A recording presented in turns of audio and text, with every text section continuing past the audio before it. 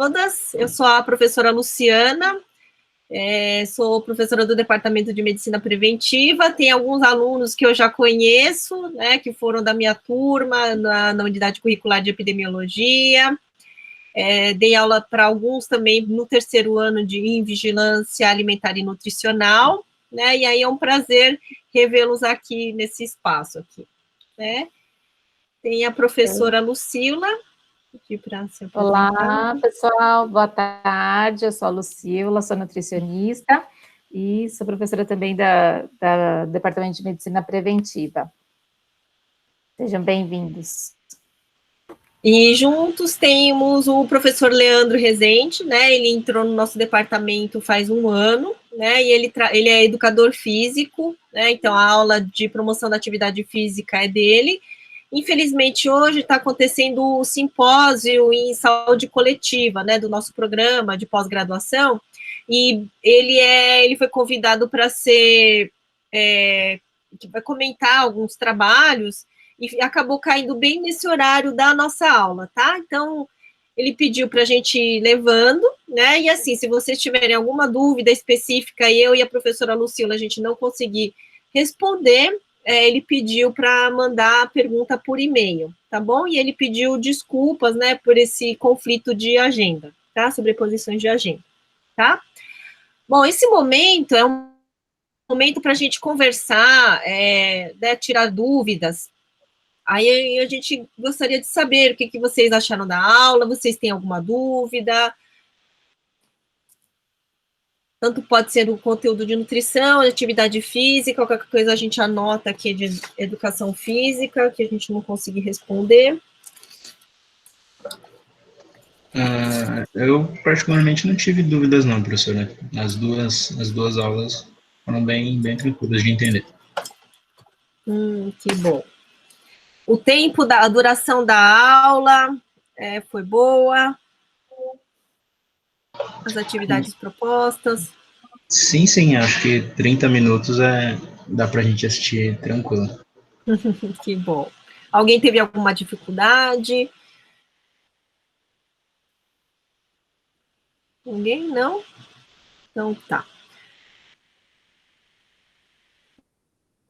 Era para ser bastante prático, né? Se vocês perguntarem para os veteranos de vocês, no primeiro momento a gente tem essa aula, né, teórica de nutrição, e aí vocês iriam no ambulatório para entrevistar alguma paciente, né, algum paciente que está na sala de espera para perguntar sobre alimentação.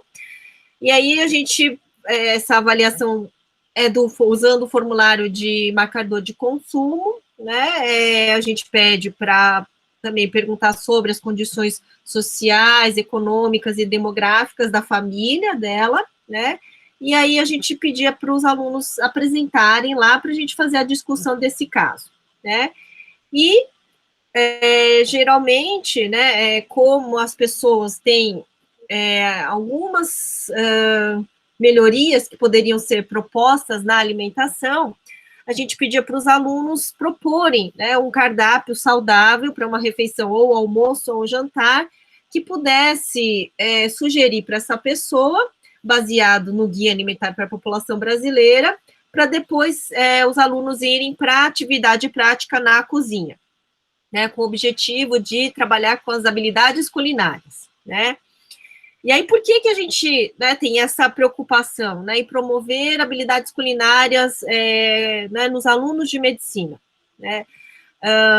Tem muitos artigos de educação médica que têm mostrado que, quando o médico ele é saudável, ele consegue orientar, estimular a promoção ou da alimentação saudável, prática de atividade física para os seus pacientes, né?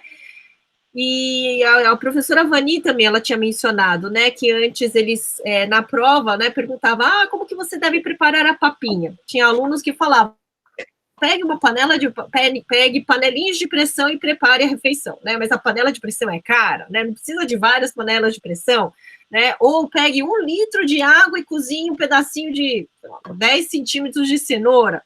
E aí a gente foi vendo que os alunos não tinham esse conhecimento, né, básico de preparar uma refeição, né? Então, imagina esse médico na prática clínica, como que ele ia conseguir passar, né, estimular uma pessoa a preparar as refeições, né? Então, baseado nisso, que a gente começou a trabalhar com esta habilidade no curso de medicina, né? E aí a literatura mostra que o médico que pratica atividade física, ele consegue encorajar os seus pacientes a começar a praticar alguma atividade física, dando sugestões, né?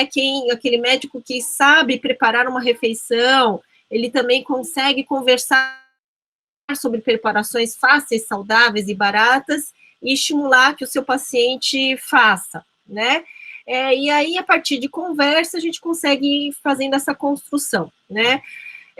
Vocês viram que a alimentação é um dos fatores principais, né, e falta de atividade física também, uma das causas principais para as doenças crônicas não transmissíveis, né, então a gente tem que fazer essa promoção da alimentação saudável. E aí vocês viram que os dados, né, dos inquéritos nacionais, que a gente mostra desde o terceiro ano para vocês, né, de vigilância alimentar e nutricional, que mais de 50% da população tem excesso de peso e obesidade, né? E elas são fatores de risco para várias doenças crônicas não transmissíveis, né? Então, que a gente precisa melhorar a alimentação, e aí, para isso, veio o Guia Alimentar para a População Brasileira, baseado em níveis de processamento, né? Então, isso facilitou bastante.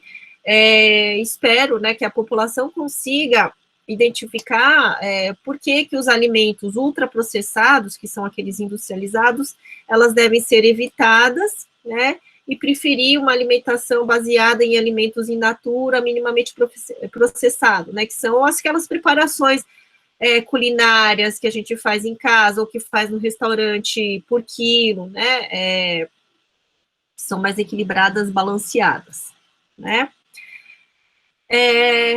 Vocês queriam fazer alguma pergunta, algum comentário em cima disso? Vocês têm acompanhado o que tem saído nas mídias, alguma coisa em relação ao Guia Alimentar para a População Brasileira?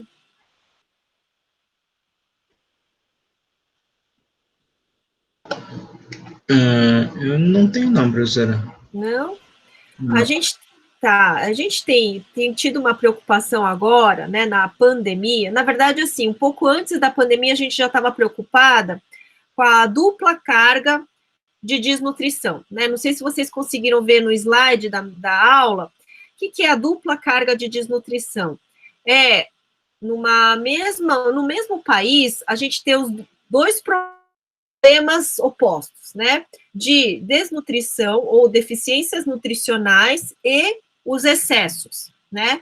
E no Brasil a gente tem esse problema, né? A gente ainda tem prevalências, né? Deficiências de hipovitaminose A, né? Que está relacionado à cegueira noturna, redução da imunidade, principalmente entre os pequenos, né? Porque a gestante, ela tem uma deficiência de vitamina A, e aí ela não consegue, durante a gestação, formar depósitos suficientes de vitamina no ferro, de vitaminas no fígado do bebê, né? E com o aleitamento materno exclusivo até os 6 meses, né? Ela não conseguindo repor, e entrando a alimentação complementar, que ela deve ser aos 6 meses, que deveria ser uma refeição saudável completa, né? Com a presença de carnes,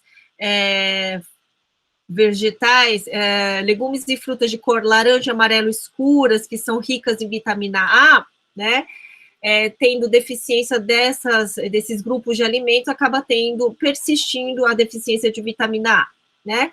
Além disso, tem um outro problema nosso, que é de anemia ferropriva, né, deficiência de ferro, que também acaba acontecendo. Temos programas de suplementações, né, até os 2 anos de idade, né, e a papinha, né, a refeição salgada, ela deve compor, então, carne, porque também você conseguiria oferecer, então, ferro, e melhorar o estado nutricional de ferro da criança, né, a deficiência de ferro, ela está relacionada com a anemia ferropriva, isso vai comprometer no aprendizado da criança, né, então é um nutriente bastante importante.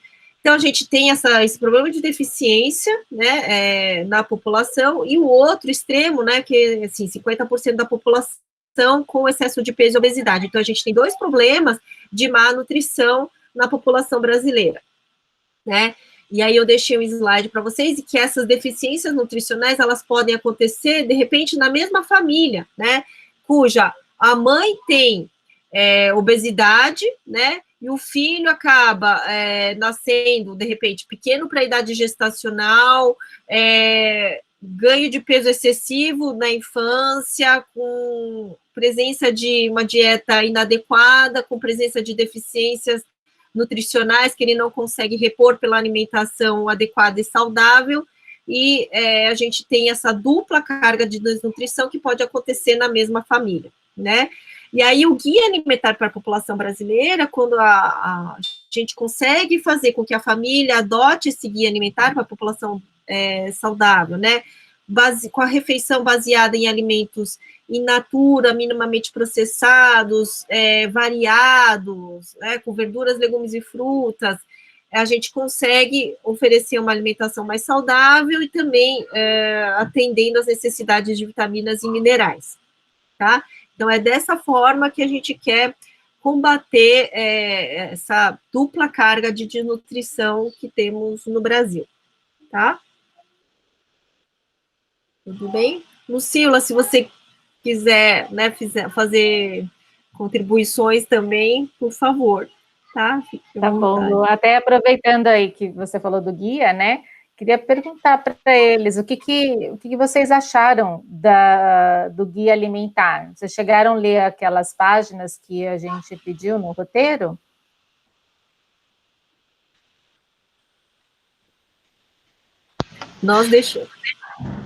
A gente deixou um guia de bolso, né? Que é o guia alimentar resumido, né? Que tem a versão atual lá.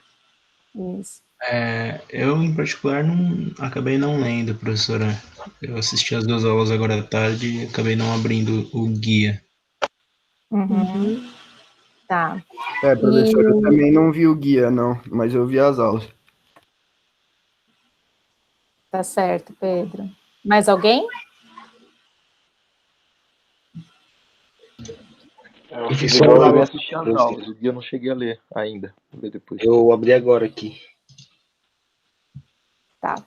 Então, eu acho que, assim, é interessante até, né, que vocês aproveitem esse momento para poder dar uma olhadinha no material, porque justamente para conseguir, né, colocar em prática tudo aquilo que a professora Luciana falou até agora, justamente o guia é uma ferramenta para isso, né? Então, ele vem com uma linguagem bem fácil, acessível, né, para que os profissionais da saúde possam utilizar para divulgar entre a população, entre os pacientes, né?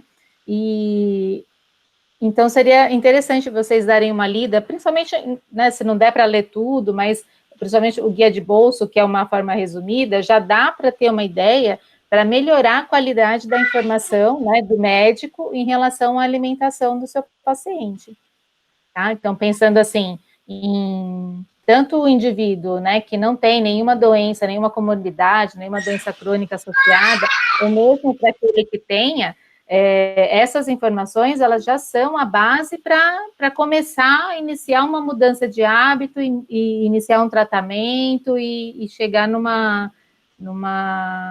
melhora mesmo da saúde, da condição desse paciente. Vocês fizeram o formulário de marcadores, né? Fizemos sim, professora. Beleza. E assim, o que vocês acharam desse formulário?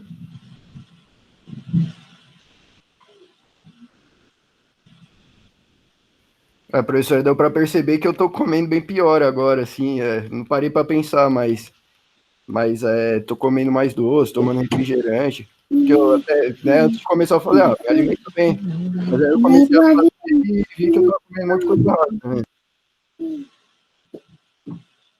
Entendi. E o Gustavo, obrigada, Pedro. Mas aí, assim, só para aproveitar a sua fala, Pedro, você acha que deu para, com esse instrumento, poder avaliar um pouquinho da sua alimentação? Você acha que ele te deu um clique para falar assim, olha, estou comendo assim, mais isso, mais aquilo? Sim, ajuda sim, porque você não, às vezes você não para muito para pensar, né? Aí você começa a preencher, e aí dá para ver, né? Como, o que tá de errado e tudo mais, porque você acaba nem pensando às vezes, né? Sim, exatamente.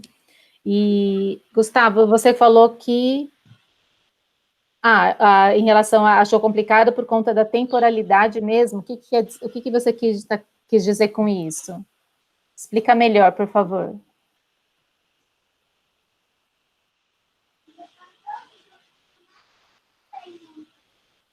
Quiser abrir o seu microfone, Gustavo. Acho que ele tá sem microfone, professora, mas ele mandou aqui no chat que é porque os hábitos mudaram na pandemia, né? Ah, tá. Falando mais em relação ao momento atual mesmo da pandemia, né? Isso, exatamente. Entendi. Ficar em casa, sem contato. Entendi. Então, concordo, Gustavo. Eu acho que eu perguntei isso, né, mais pensando nesse instrumento que vocês preencheram, porque da mesma forma que a gente tem o guia alimentar para usar como uma ferramenta para poder promover hábitos saudáveis, né, ou ajudar com que os nossos pacientes tenham hábitos saudáveis, mais saudáveis, esse instrumento do formulário de marcadores é um instrumento que foi desenvolvido pelo Ministério da Saúde e, principalmente na atenção básica, ele é muito utilizado, até quando, no próximo ano, né, no 5º ano, quando vocês estiverem estagiando na atenção básica, muito provavelmente vocês irão conhecê-lo na prática, né? Mas, independente de ser na atenção básica ou não, é um formulário que dá para a gente usar em qualquer situação, justamente porque ele até faz com que a pessoa pense, né, e principalmente dê informações para o médico, profissional da saúde, sobre como está o hábito alimentar daquela pessoa naquele momento. É falho, né, porque aquilo, de repente, se a gente preenche hoje, a gente está falando do que comeu no dia anterior, no domingo, que no final de semana a gente sabe que muda mesmo, né, a nossa rotina, muda o consumo alimentar e tal, mas, de uma forma geral, ele dá uma ideia, né, de como que está o hábito da pessoa, e aí tem como mostrar para o médico, sinalizar para o médico, para o profissional da saúde, olha, registre e fale sobre tais pontos, sobre o consumo de refrigerante, sobre o consumo de salgadinhos, que seja, né, sobre a fruta que não apareceu naquele dia anterior. Então, isso já ajuda como diagnóstico mesmo, um retrato, né, da situação alimentar, do hábito alimentar do paciente, e aí vocês têm como melhorar, né, dar alguma orientação adequada. Professora, só uma questão. Teve um slide da aula que levanta as porções diárias de frutas e hortaliças e orienta que sejam 5 porções diárias. O que define uma porção? Quando eu sei que eu estou consumindo de fato 5 porções, que quando eu fui responder o questionário, eu coloquei isso na minha cabeça, eu não consumo 5 porções de frutas e hortaliças. Eu até consumo bastante fruta e hortaliça, mas não sei exatamente quanto dá 5 porções, né?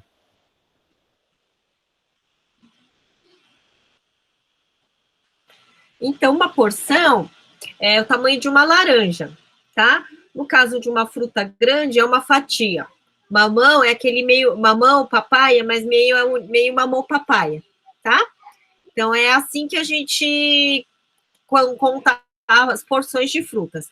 Ou um prato de sobremesa de folhas, de saladas, tá? É assim que a gente mensura as quantidades, tá? Entendi. Obrigado. Né?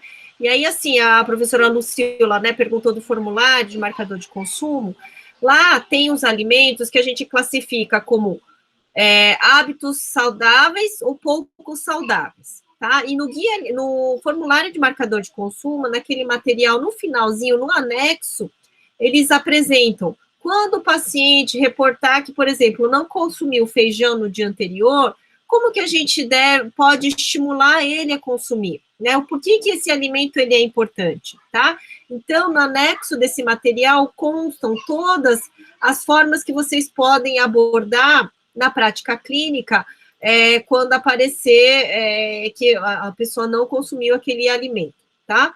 Ou, no caso de práticas alimentares pouco saudáveis, como a gente argumentar para que a pessoa deixe de ter esse hábito. Então, por exemplo, um hábito que é pouco saudável, que é muito comum, é fazer as refeições em frente à tela, que é celular, computador ou tablet, né?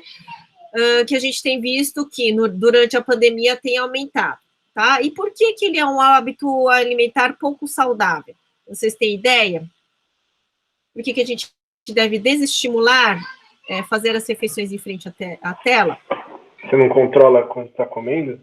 Isso, a gente não tem noção do quanto que a gente está consumindo de quantidade e o valor calórico que está consumindo, tá? E, além disso, no Guia Alimentar para a População Brasileira, a gente valoriza bastante a comensalidade. O que é a comensalidade? O momento de fazer a refeição não é um momento só de consumir nutrientes, vitaminas e minerais, calorias, proteína. Não é só isso, né? É um momento social. É o momento, então são 3 momentos do dia que a gente tem para poder conversar sobre o seu dia, como que foi, né, e fazer um momento de convívio social. Então, a refeição, ela deve ser um momento que a gente realiza com outras pessoas, tá? E também ele estimula que o preparo das refeições também sejam feitas com mais pessoas, né? Não deve ser atribuição de uma pessoa para fazer a refeição, para fazer o preparo, mas que também seja um momento de conversar, né, com o companheiro, com os filhos, com os amigos que compartilham da mesma república, tá? Então, que faça essa comensalidade no momento da refeição, tá? Então, é isso, então, assim, ele aborda, né, nesse material, como que a gente pode estimular e desestimular algumas situações, tá? Vocês chegaram a ver, no anexo do nosso roteiro, a gente deixou umas fotos de quanto que é o impacto, né, que eu acho que foi o Gutenberg, não, alguém falou, né, o Euler, que falou que tá comendo mal durante a pandemia, está comendo mais doces, e isso está sendo comum em muitas das famílias, né? Isso já saiu também assim, em revistas internacionais, era no New York Times que o jornalista tinha colocado, que ele foi no supermercado, a gôndola de batata fritas e de Oreo estava vazia, enquanto a de verduras, legumes e frutas estavam cheias, né? Então, assim, aí você vê que esse comfort foods, né, nesse momento de pandemia, acaba assim, saindo bastante, né, porque as pessoas estão tentando contornar as suas emoções, angústias, né, as limitações pela alimentação, né. No entanto, é um hábito um pouco saudável, e assim, o impacto de consumir, vocês vão ver nesse material, no anexo, de material complementar que a gente deixou, o impacto no final do ano de uma pessoa que consome uma lata de refrigerante todos os dias, ou uma caixinha de suco de frutas adoçado ao longo do ano, quanto que ele ganha de peso, tá? O quanto que quanto tem o ganho adicional de açúcar ao longo do ano, tá? O quanto que ganha-se de gordura se consumisse essas bebidas ou os docinhos diariamente, tá? E esse material chama documento imagético, que é para fazer com que as pessoas fiquem chocadas ao ver as imagens, né? E aí uma mensagem rápida, você vê uma foto para ver se a pessoa consegue se conscientizar do efeito, né, do impacto do consumo desses alimentos ao longo do ano, tá? Então, veja esses materiais, porque na prática clínica de vocês pode ser um material bem interessante, até para refletir, né, sobre o que estamos fazendo nesse momento, né, da pandemia, tá?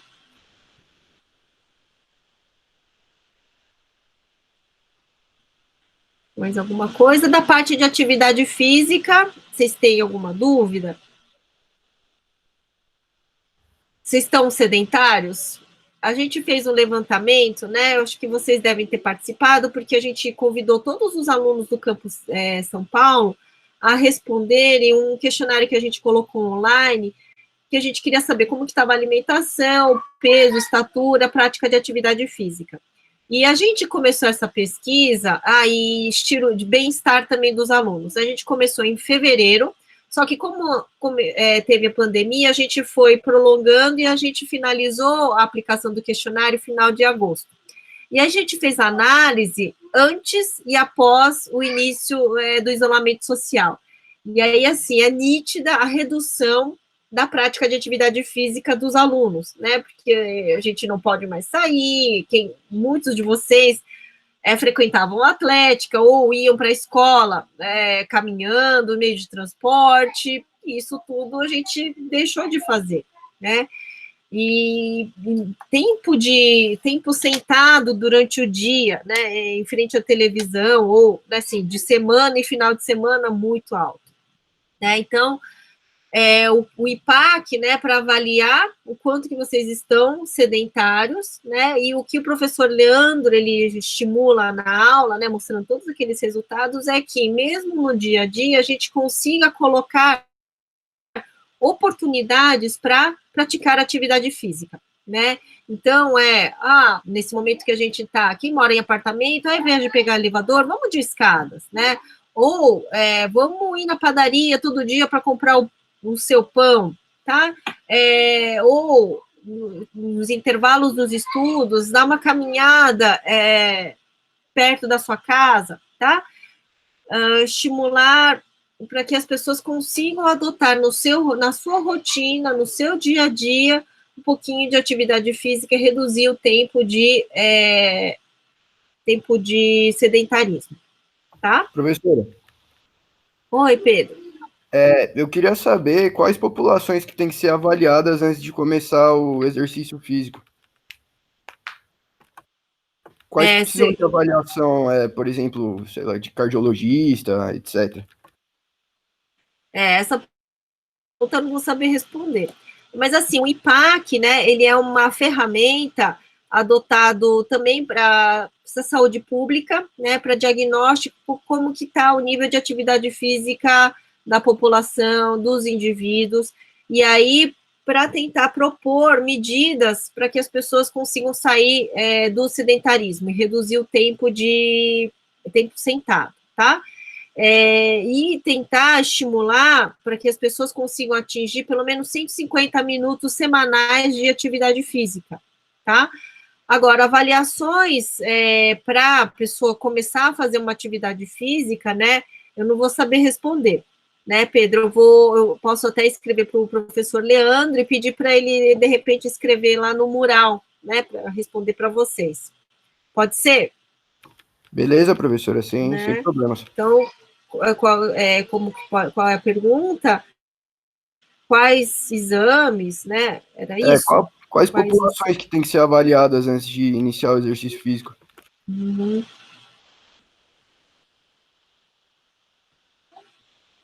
Tá. Ok, vou deixar aqui. Bom, mais alguma pergunta?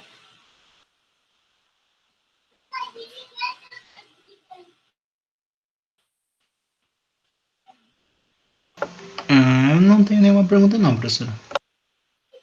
Não, tá. Queria saber, quantos de vocês sabem cozinhar? Quem cozinha? Quem ajuda em casa no preparo das refeições? O Yasu é o cozinheiro. Me arrisco um pouco, professor. Que legal, muito bom. Gustavo cozinha sempre, o Yasu também. Eu cozinho um pouco, professora, não sempre. Pedro, muito bom.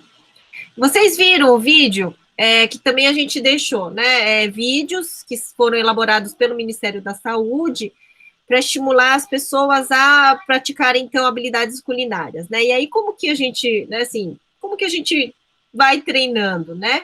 Começando a fazer, né? Começando a fazer em casa, com outras pessoas, aprendendo com as pessoas que saibam, trocando receitas, né? E conforme vocês vão fazendo, vão praticando, você vai tendo habilidades e o tempo que você vai gastar para preparar a refeição, ela vai se encurtando. E aí você vai conseguindo também se organizar para preparar as refeições, por exemplo, no momento que você tem mais livre, no final de semana, por exemplo, e aí faz porções pequenas e congela para conseguir consumir durante a semana, né? Então, ele estimula, né? Converse com as pessoas que saibam cozinhar, troque receitas, né? E comece a experimentar, né? É bastante importante, a gente tem que ter autonomia, né? De escolher o que a gente vai consumir, né? E saber preparar essas refeições, né? Não depender sempre de restaurante, iFood, né? Mesmo nesse período, tá? Então, agora que a gente está mais em casa, para estimular vocês a tentarem trabalhar com as habilidades culinárias, tá? E vocês voltando para a atividade prática, né? Leve um lanchinho com vocês, né? É fácil carregar uma fruta, né? Leva uma maçã lavada, uma banana, se enrola no papel, né? Leva fruta lavadinha, picadinha, ou uvas lavadas, aí você coloca no tupperware, tá? Para que a gente consiga, mesmo fora de casa, manter uma alimentação saudável, tá? Tudo bem? Sempre uma garrafa de água também, né? Hidratação importante, tá? A gente precisa consumir por dia, pelo menos 2 litros de água por dia, tá? Tudo bem?